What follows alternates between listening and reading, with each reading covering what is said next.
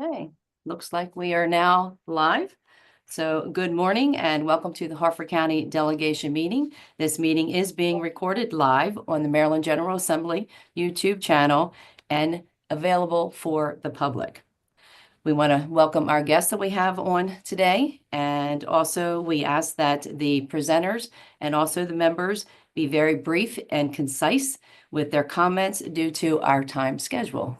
So welcome, everyone. We will go ahead and get started. I have Delegate McComas is going to start us with the pledge. And as last week, we're just asked if you would with the prayer, and we just ask that you remain seated for YouTube purposes. Delegate McComas. Thank you, Madam Chair.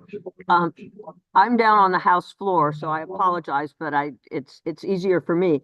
Dear Lord, we are the men and women in the arena, the political arena, and it's my favorite. One of my favorite presidents, Teddy Roosevelt, was basically saying, when you're in the arena, you have to fight, and we need the guidance of the above to take care of us. We are a small, dear Lord, but mighty delegation. We are diverse, we are creative, and we are hardworking. We're the DCH.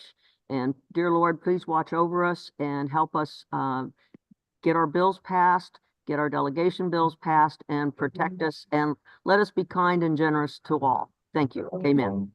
Amen. Thank you, Delegate McComas. And now Delegate A. Johnson will lead us in the pledge, and again, remain seated. I pledge allegiance to the flag of the United States of America and to the republic for which it stands, one nation, under God, indivisible, with liberty and justice for all. Okay, thank you very much, Delegate Johnson. Welcome. Again, I am Delegate Teresa Riley, Chair of the Harford County Delegation. I do want to mention that this will be our last meeting via Zoom.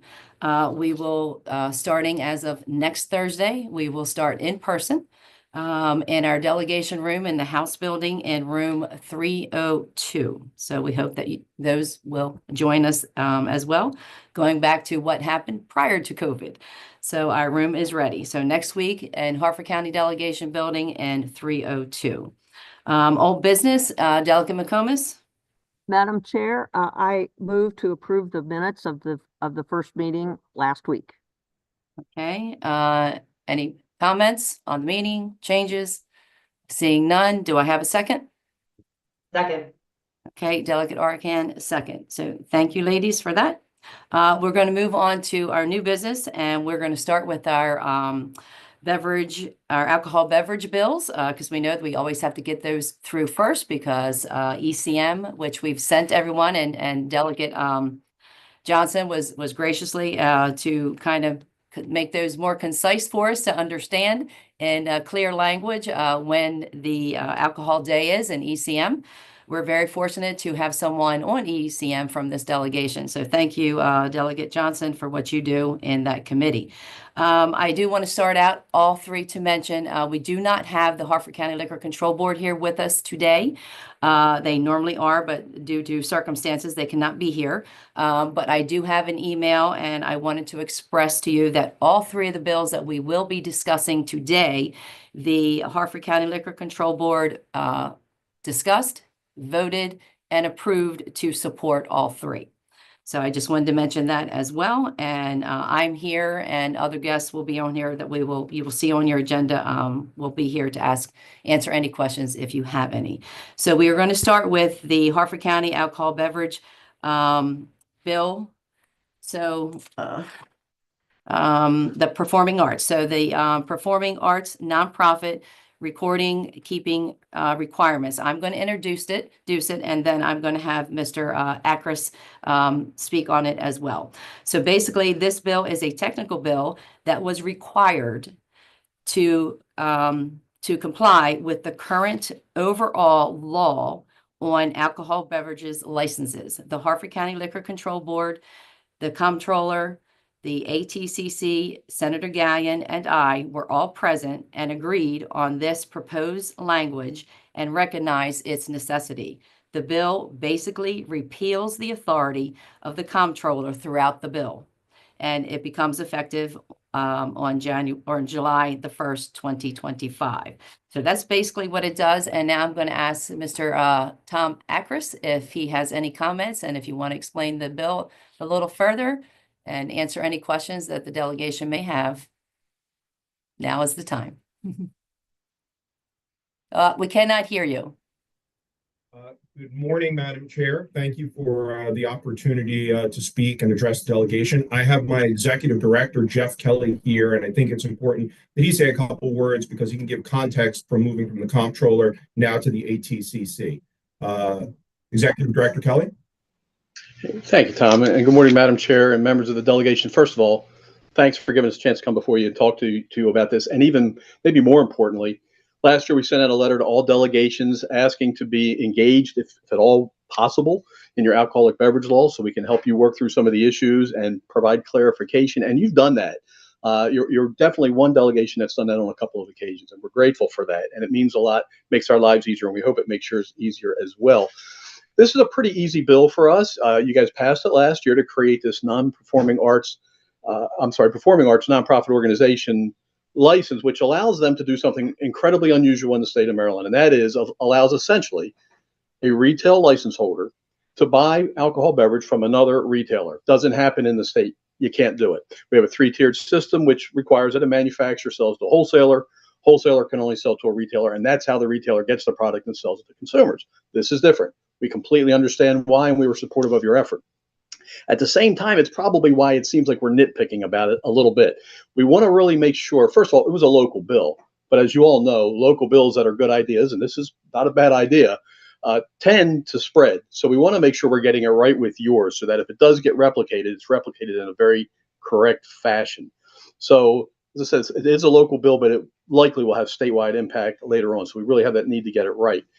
And what this bill does, long and short, at the end of it all, is it will eliminate confusion and improperly certain obligations were put on the comptroller in this bill. Prior to 2001, we as the ATC were then the Field Enforcement Division and a part of the comptroller's office, and we regulated alcohol and tobacco. General Assembly passed House Bill 1052 back in, I think it was 2019 or 2020, and it created the ATC then and moved those responsibilities out from under the comptroller entirely. But there's still a lot of confusion. We're working to brand ourselves and get ourselves out there and make sure people know we're the ones to come to for help. But there is still a lot of confusion, and people who've been around a few years still see the comptroller as somebody to include. Having said that, this bill does a nice job of identifying requirements like record keeping, very, very important. The ability to inspect. It does all of the right things. The one area, perhaps two, that we need to make some adjustments is simply to remove the comptroller. The comptroller would say, and they did say at our October 2nd meeting with Chair Riley and Senator Gallion and the Liquor Board, that the comptroller has no role in this. They do not regulate alcohol, and they should not be in there. And now legislative, they're kind of mandated to do some role that they just don't have. So part one, we want to remove them. And I guess another significant part is the bill required or provided for, if there were violations, it allowed the comptroller to immediately suspend the privileges of this license from the license holder. And we all agree that the comptroller shouldn't have that, but the discussion came up at our meeting in October, should then the Office of the Executive Director have that ability through the ATCC. And again, we said no, we think that really should be a local board issue. So if we find violations, we would forward that to the local boards. Reason being, the local boards in Maryland, and it's unusual in the country, but in Maryland, we have all of these local boards who are where the rubber meets the road. They've got they have the pulse of the local issues. They know best how to handle these things. We think better than have a state agency come in Maryland and make a determination whether or not there's a violation worthy of violating or suspending or revoking a license. We really think that ought to go through the process of a local board, which is we'd file a complaint or an information to the local board. We'd be a witness for the local board, but the local board would decide what, if any, action at that point takes place. So long and short, the bill removes the comptroller from everything and then eliminates the paragraph that would allow state level intervention if there's a violation. So we would ask that the delegations, largely a corrective bill, that the delegations support this. Again, we're very, very grateful for, one, the opportunity to clarify today, and two, the engagement. Just the pre-filing of bills engagement that we get with you guys. We're really grateful for that. So Tom and Madam Chair, thank you. Thank you, Mr. Kelly. Well said. Very good. I think that was a great definition of what this bill does. And we do appreciate you, weighing in when we have these bills and being able to get them, fixed before the deadline. And we do appreciate you coming out in October and sitting with our Harford County Liquor Control Board and the delegation heads to make sure that we had everything correctly on this bill, and also through our entire rules and regs for the Harford County Liquor Control Board. So thank you very much. And I do want to point out that the bill that the members have in front of you, you'll notice it does not have an LR number. There was some confusion at first. So we actually changed the language that the Harford County Liquor Control Board used and are swapping it out for the Department of Alcohol, Tobacco, and Cannabis language, because they got it straight. We kind of got things, I guess, messed up a little bit with the commissioners, but we have it fixed now. And I think I believe we can still go ahead and vote on this. I do have Mackenzie Donaldson. She is our analyst from DLS, and she can verify that she has the language from the department and replacing the original 1310, I think it was, with this particular one.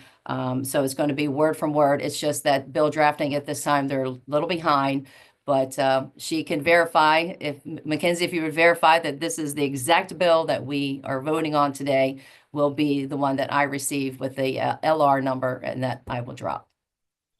So this should be the same language. However, I would probably recommend just waiting until you do have the physical backing, just LR. to make sure, Okay. when it goes to editing or anything like Okay. that, nothing has changed. Okay. But in saying that, I don't think that Mr. Akris or Mr. Kelly need to come back next week when we hopefully will have that LR and confirm to you that it is your exact language on the bill that we currently see. So are you guys okay with that? I mean, when I get the LR, I can ship it over to you and you can verify. But because next week we will be in person, so.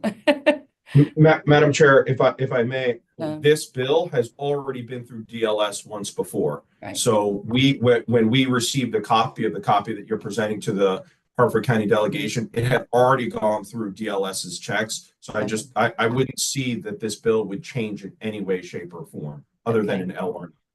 Great, thank you. All right, so everybody's comfortable with that. So I guess on the guidance of Ms. Donaldson, the delegation, we will wait and actually have our official vote on the bill when we get the LR hopefully by next week, next Thursday, which is, way ahead of time for us to get it dropped before the, the date.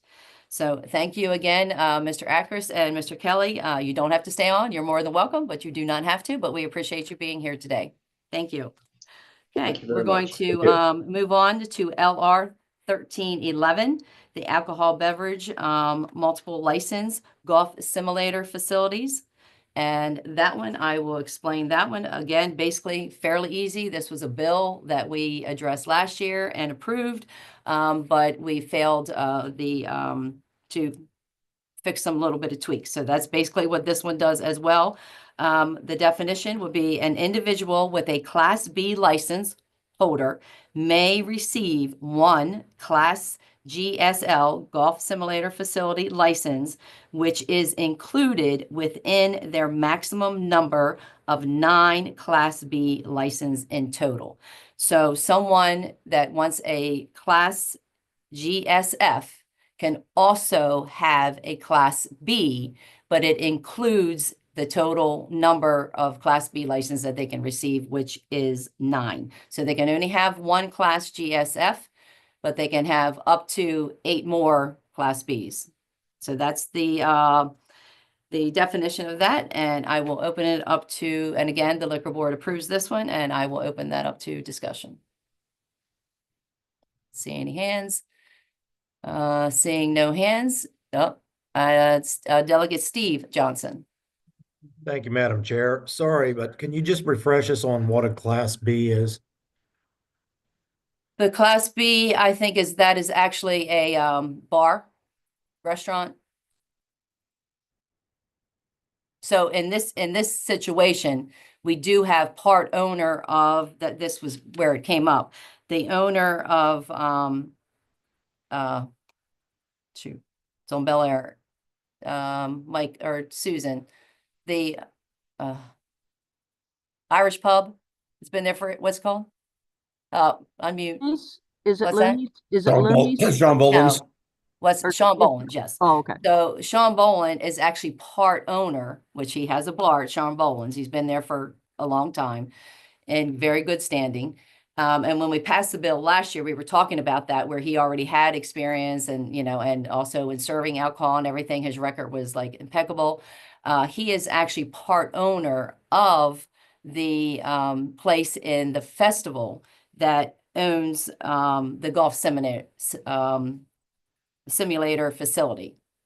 So it became a problem when, I mean, they just wanted to clear it up that that is actually possible, that he can have a Class B and also be part owner of someone who has a Class G SF. So he Right. came to the liquor control board, and he was at the public meeting we had earlier in the interim, and he was just a little concerned that, you know, he was violating something, and we wanted to get it on the record that this is a possible thing for him to do. But it goes towards the number of Class B license that he can get. All right, thank you. You're welcome. Delegate McComas. You're on mute. You're on mute. Okay, Go ahead. just a real quick question. Basically, is this basically if you can have the simulator as well as 8 Class B license or Class, Yes. B alcohol licenses? Does that make it hard for other businesses to get involved in the liquor? In other words, did the liquor board feel that this is kind of like, you know, cutting other people out to be able to get liquor licenses or anything? Because I Well, mean, the number of Class B licenses has been in law for a long time. I guess there's a lot more to it than what we're talking about right now, but Okay. that's been in law. So we I don't was want to just kind change of that, concerned. but they because- didn't want to add to it. So I think that's why they said, okay, if you have this liquor license, the GSF, then it's going to be part of your 8 or Okay. part of your 9. All right. Thank you, To Madam keep Chair. to keep it within that limit. So I think they kind of, you know, took that in consideration. Said, no, we're not going to let you have 9 and then another one. It has to be within that 9. Okay. Okay. All right. So this bill, I think we've had, if there's no more discussions, if we have a first and a second to go ahead and vote on this one. Move favorable. Okay, I have a first. Do I have a second? Second. All right. Second. Delegate McComas, second. Okay, so Delegate Arcan, Delegate McComas. Any further other discussions? Seeing none, Paige, if you could take a voice vote, Can you go guys down hear the me? sheet. Yep. Chair Delegate Teresa Riley. I'm last. Sorry. Oh, sorry. Okay. That's Vice okay. Chair Delegate McComas. Aye. Delegate Archon. Aye. Delegate Griffith. Yes. Delegate Andre Johnson. Yes. Delegate Steve Johnson. He's missing. All right, we'll come back. Delegate Teresa Riley. Aye. Delegate Johnson? You there? Okay, we'll see if he comes back and come back with that. But even without him at this time frame, it does pass with majority votes, with one at this moment, I guess, absent. Okay, we will move on to the next bill, which is LR 1464, alcoholic beverages hearing notice. This one again is kind of technical in nature. So the board shall advertise at least 2 consecutive weeks before a scheduled public hearing in at least one newspaper published in the county, or, this is the change, right now it was and, so we're changing it to or post the notice of the public hearing online. And the second part, and before holding a hearing of a publication of a license application, the board shall publish notice of the application 2 times in 2 consecutive weeks in one newspaper, and that's the change, it's or post notice of the application hearing online at least 14 days before the hearing date and effective July 1. This bill is similar to a bill that the legislature passed for Baltimore County last year. Language is a little bit different, but the exact same concept. And a lot of people are doing this because our newspapers are very slim in our counties. As you notice, we don't have the Aegis actually sitting, within our county any longer. It's becoming more difficult, I suppose. And everyone now kind of works online. So it will be on their site and online. Open up for a discussion. I see Delegate McComas. Thank you, Madam Chair. Just briefly question, who pays for those advertisements in the paper? Because if it's online, they probably won't have to pay. And I was wondering if if the liquor board pays for it, that's going to help their budget. Right. Because It is my understanding that the liquor board does pay for those notices. So yes, it will save so them. that's going to create some savings for them. Okay, Correct. great. Thank you. You're welcome. Any further discussion? Okay, seeing none. Okay, so I think we're ready to be able to vote on this bill as well. Do I have a first? Move favorable. Second. Okay, so we have Delegate Arcan first, Delegate Griffith second. Any further discussion? Seeing none. Paige, if you could take the vote. Vice Chair Delegate McComas, Aye. Delegate Arcan, Aye. Delegate Griffith, Yes. Delegate Andre Johnson, Yes. Delegate Steve Johnson, Absent? still absent. Chair Delegate Teresa Riley. Aye. Okay, so passes? Yes, passes with majority.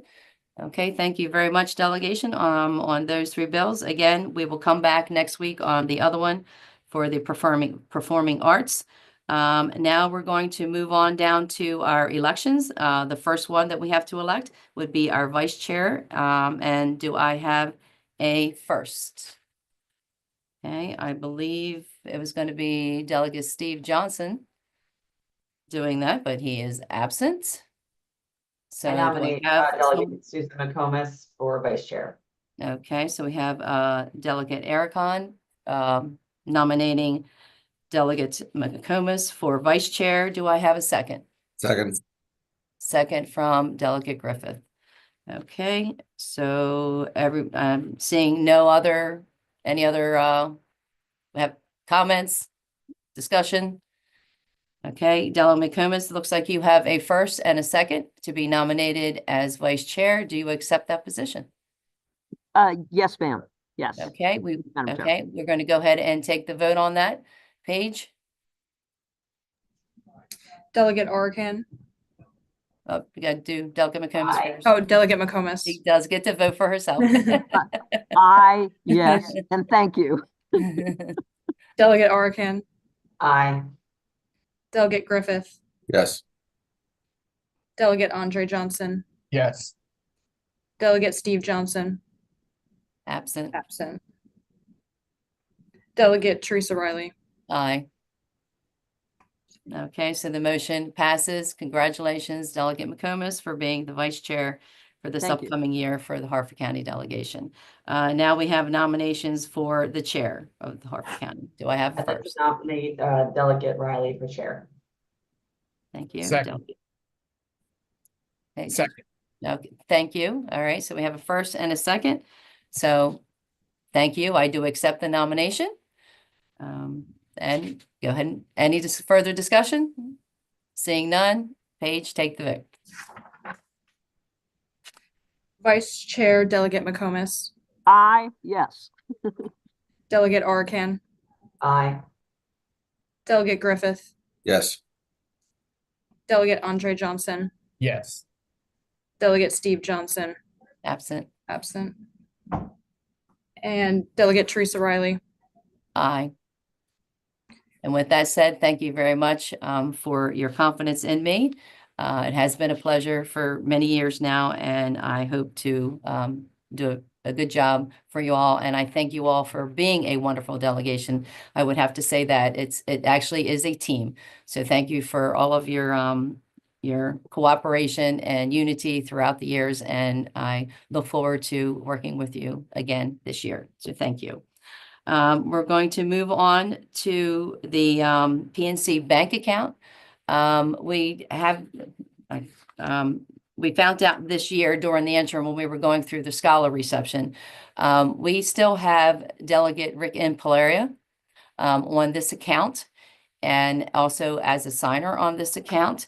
And we can't do anything. And right now the bank is like charging us, before it was no cost, then it went to like $2 for a statement. Now it's like up to $15. So we're raising the monies to pay for our scholar reception. And the bank's fees keep going up and up and up because the way that the account was originally opened way prior to any of us probably on this Zoom call. But we can't change anything because of the signatures. So they said that we would have to have a meeting of the members, board, CEO, whatever. So in our case, it's the members of the delegation, a meeting, and then taking a vote to actually remove Delegate Rick Impalaria from the PNC account. So Move favorable. okay, so Delegate Arakan is making that motion to remove Delegate Rick Impalaria off of our account. Do I have a second? Second. Second. Okay, Delegate Johnson, Steve Johnson, second. Any further discussion? Seeing none, Paige, if you could please take the vote. Vice Chair Delegate McComas, Okay, we saw our hand. Delegate Arakan. Yes. Yes. Delegate Griffith, Yes. Delegate Andre Johnson, Yes. and Delegate Steve Johnson, Yes. and Chair Delegate Teresa Riley. Yes. Okay, so now we can actually take the minutes to the bank and get that accomplished and possibly close out the type account we have and move to something a whole lot cheaper. So thank you very much for this meeting. I thought it went very smoothly. Do I have any other questions that anybody wants to address? If not, I need a motion to adjourn. Motion Delegate to Coates. adjourn. So moved. Second. Okay, we have a first and a second. Thank you. Have a wonderful day. See you next week in person, 3:02. Bye-bye.